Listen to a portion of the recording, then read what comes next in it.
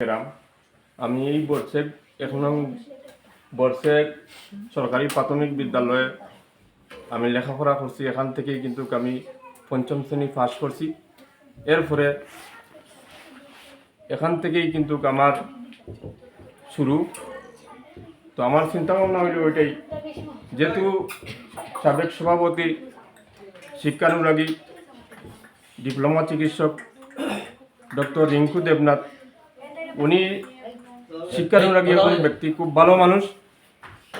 উনি যে সময় দায়িত্ব নিয়েছেন এই স্কুলে, তখন কিন্তু উনি আমরা যারা অভিভাবক আসলাম, উনি সবসময় আমাদেরকে যোগাযোগ করতেন এবং প্রায় সময় অনুষ্ঠান, বিভিন্ন সাংস্কৃতিক অনুষ্ঠান এবং বিভিন্ন মিলাদ মাহফিল এবং খেলাধুলার আয়োজন করতেন উনি।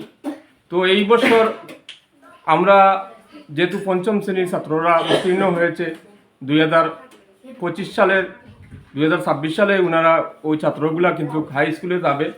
যার কারণে আমার একটা চিন্তা ভাবনা হইল, আমি কিন্তু হঠাৎ করে প্ল্যান করলাম যে আসলে এই কোমলমতির ছাত্রছাত্রী যারা আছে তারা উত্তীর্ণ হয়েছে পঞ্চম শ্রেণী থেকে, এখন ষষ্ঠ শ্রেণী তারা অধ্যয়ন করবে।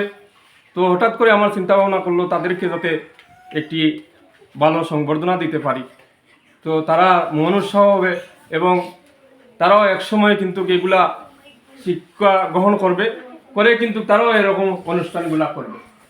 তো এই শিক্ষার বিকাশ ঘটবে এবং মানুষের প্রতি তাদের যে একটা শৃঙ্খলা, এই শিক্ষার একটা পরিবেশ, এটা কিন্তু বিকাশ ঘটবে। তো সেই নিয়েই কিন্তু এই চিন্তা নিয়েই কিন্তু আমি আজকের এই ঘরোয়া পরিবেশে আমার বাড়িতে আমি এই আয়োজনটা করেছি। তো যেহেতু সমাপনী বক্তব্য আমার, এখানে প্রধান অতিথি, বিশেষ অতিথি এবং অভিভাবক সবাই কিন্তু বক্তব্য দিয়েছেন, সুন্দর বক্তব্য দিয়েছেন, গঠন প্রণালীর বক্তব্য দিয়েছেন। আমার শ্রদ্ধেয় শিক্ষক হরিপদ দেবনাথ স্যার, উনি আমার প্রথম শিক্ষক, আমার স্কুল লাইফের প্রথম শিক্ষক। উনি কিন্তু আমার ছেলে এবং মেয়েরও কিন্তু শিক্ষক। তো আজকে হঠাৎ করে আমি স্যারকে বলছি, গতকালকে আমি বলছি যে স্যার, আমি একটা গর্বভাবে ছাত্রছাত্রী যারা উত্তীর্ণ হয়েছে পঞ্চম শ্রেণী, তাদেরকে যাতে আমি আমার অল্প পরিসরে, আমরা কয়েকজন মিলে অল্প পরিসরে আমি তাদেরকে একটা সংবর্ধনা দিব। স্যার কিন্তু আমার কথায় সাড়া দিয়েছেন। এই স্যারকে আমার পক্ষ থেকে এবং আজকে অভিভাবকের পক্ষ থেকে এবং আমার ব্যক্তিগত পক্ষ থেকে স্যারকে অসংখ্য ধন্যবাদ। এবং আপনারা যারা অতিথি এবং ছাত্রছাত্রী যারা আছে, আমার পক্ষ থেকে আপনাদেরকে মুবারকবাদ এবং ধন্যবাদ জানাই। এখান থেকে এই ছাত্রগুলা উচ্চশিক্ষা গ্রহণ করবে, উচ্চশিক্ষা গ্রহণ করে দেশপ্রেমিক হবে। দেশের দুর্নীতি, পূর্বে কিন্তু আমাদের ইমাম সাহেব হুজুর বলেছেন একটা, যে এখন বর্তমানে সমাজে যেই অবস্থা বিরাজ হচ্ছে, বিশেষ করে দুর্নীতি, সব জায়গায় কিন্তু দুর্নীতি। এই দুর্নীতি আমরা কিন্তু পরিহার করতে হবে। এই দুর্নীতি পরিহার করতে হলে কি করতে হবে? যারা ওই পর্যায়ে যারা গেছে, যারা শিক্ষায় শিক্ষিত হয়েছে, হওয়ার পরেও কিন্তু এই জায়গায় কিন্তু দুর্নীতি হচ্ছে, ওই জায়গায় কিন্তু মানুষের ক্ষয়ক্ষতি হচ্ছে।